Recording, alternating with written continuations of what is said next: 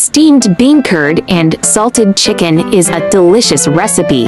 You must try. Salted chicken is savory and delicious. The chicken is tender and juicy and really goes well with rice. I share delicious recipe every day. If you like cooking, do follow my channel so you can visit anytime to find cooking inspiration for your family.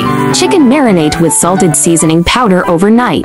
Season bean curd with oyster sauce. Arrange marinated chicken on top, then steam for 25 minutes with Instant Pot. Bean curd absorbed chicken soup. It is tasty and savory and delicious that does well with rice. Hope you like this recipe. Give it a try and share it with your family as fiends. Steamed chicken don't need oil, so this immediately lessens the saturated fat or any additional fat in your food.